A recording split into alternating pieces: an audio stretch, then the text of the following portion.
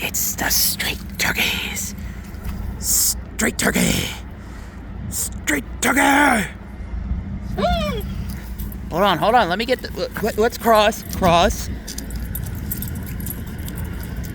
We cross.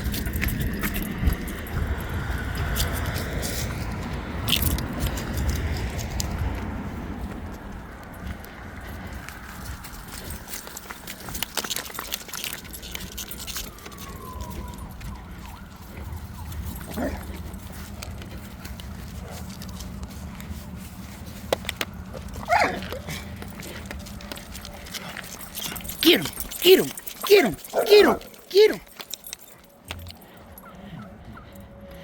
Get him, boy!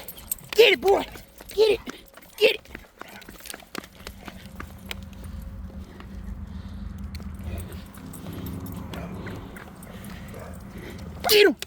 him!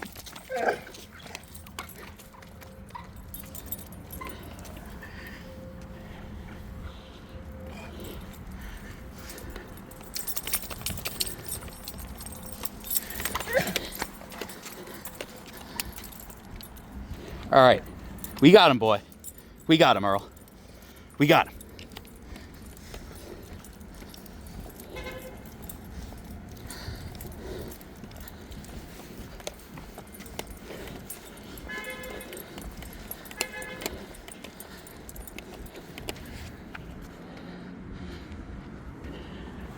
Uh-oh.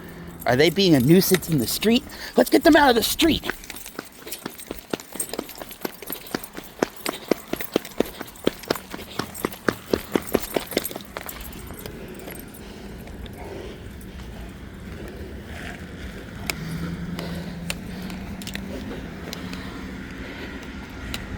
Street turkeys.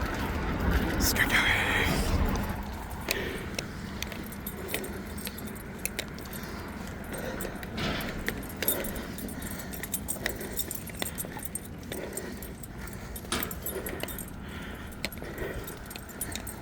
I'm gonna pause it here real.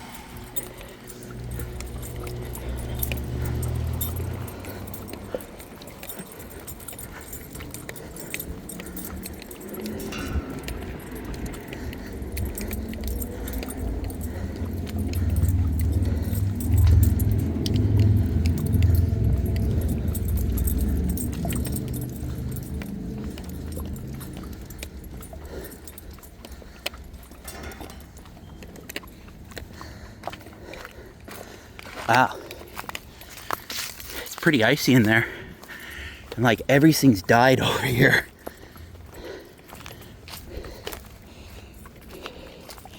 You can see the path perfectly. Either that or they've come by and cleaned stuff.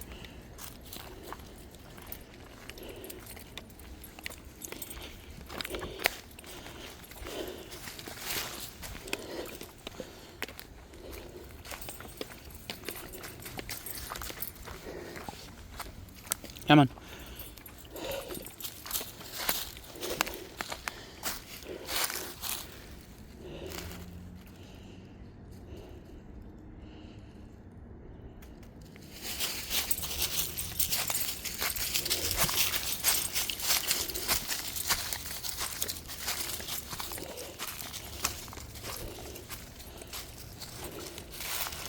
So, this past weekend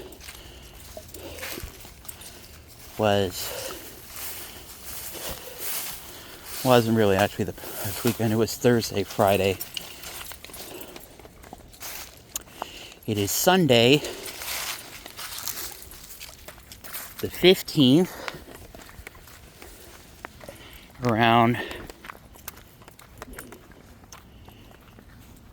2:27 p.m. So, Thursday was the wake for my grandmother. I was the first one there twice with my mom. Of all the people who were to visit. So, oh my God. It was a Shakespearean experience.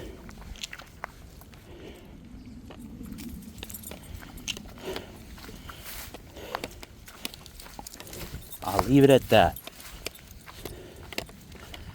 But that was the wake and the viewing. One thing that was interesting was that, that's weird. There's all this, like, stuff that looks like bundles of rope in the water. What is that?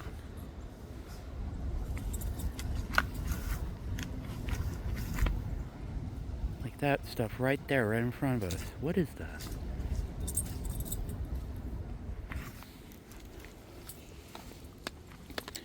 So, where was I? Oh yeah, so we had dinner at a Japanese restaurant named, I believe it was Tamawara. And they also had a Japanese themed convenience store next door with, like, it was more food related than like anything else, and it was all like stuff you would get like at a Japanese convenience store. Excuse me, but they do make bread on site, and they made some other stuff on site, and I think, you know, they get more support, and they get more people. They could have other stuff. It's definitely a store I want to check out when I have some money. It's very nice. The staff was very nice. So let us begin. So we're having dinner there, and I make an origami dragon, and I made it for the waitress, who was very nice and respectable. I don't know why I phrased it like that. I'm sorry. She was very nice, and she was very nice, and she was working very hard that night, and she did a really good job. But, I mean, the weirdest thing did happen, though, was that I've never experienced this before, but you can go to a restaurant in some places, and as long as you bring your own booze, you can drink it at the restaurant. Did not know that was a thing. Anyway, so I make her this origami dragon, and the head waitress is like, "Oh, thank you." And she's like, "Are you the guy that leaves origami stuff here?" And I'm like, "Not exactly. No, this is my first time here. But if I come back, I definitely will give you more." And she really liked it. Then we went back for the second viewing. More Shakespearean drama. And then we came home. Earl was at doggy day camp. Well, was at the doggy hotel because we were getting back so late and we were going to be gone so long, we couldn't keep him in the cage that long. So Friday was the funeral, and once again, my mom and I are the first ones there. And, well, the funeral had a nice service. Oh, wow. The funeral was a nice service. The church was beautiful, and they had this amazing pipe organ. Oh, that's interesting. They had this amazing pipe organ. After the service, I went up and thanked the organist, and then I asked her, I know this is a bit strange, but do you know how to play toccata and fugue? And she's like, yes, I do, but unfortunately, I don't know it by heart. I need the sheet music. And I'm like, oh, that's a bummer. But she was really nice, and we talked about maybe I should try to see the pipe organ in Atlantic City, and they might do toccata and fugue in D minor.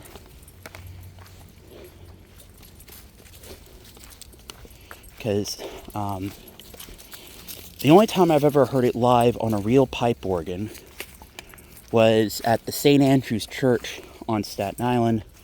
It's off of Snake Hill Road. I think that's what it's technically called.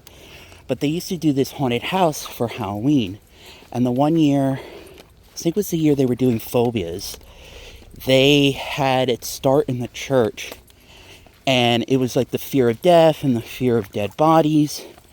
And the organist is like playing like straight up on the organ, like scary tunes. And then when we're told we have to enter the haunted house, he starts playing toccata and fugue in D minor. And the funny part is that we were like the second to last group to go through that night. So when we came out, they were closing up shop for the night. And after the last family went through, the organist played the whole toccata and fugue in D minor. But I couldn't go in the church, but I was able to hear it from outside the church. And they have a really cute, tiny little pipe organ there. So that was that for the funeral. Then we had to drive to the cemetery, and boy, did people really like to cut us off in the funeral procession. And then I kept falling asleep. I don't remember much of that trip because I was tired. Then we had the final prayer.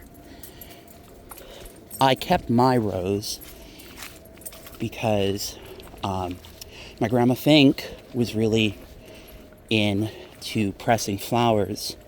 So I thought, I should press that flower to honor both my grandmothers.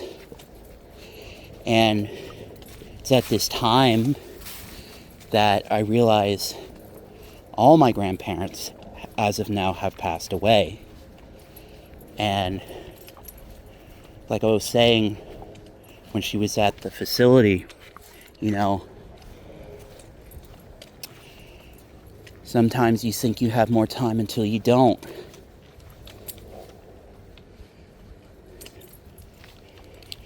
And I don't know if I mentioned this before, but back in October, on the 27th, that was the last time I ever had a full conversation with her.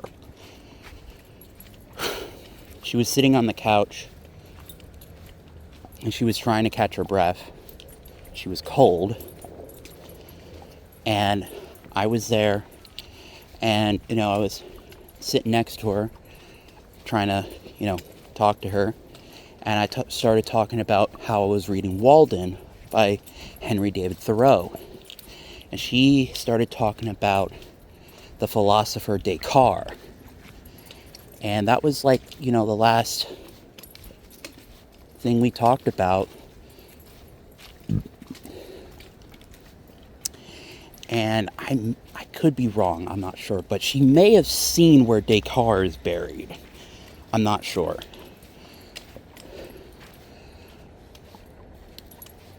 I think it's in Sweden, I'm not sure, but where she traveled all over the place, and there's very few places she didn't get a chance to see, and so I'm hoping maybe I could do that too.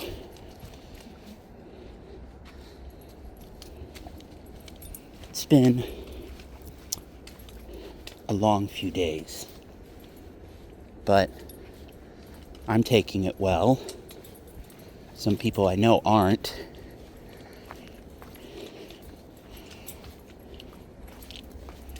But, I do hope everyone in my family finds peace.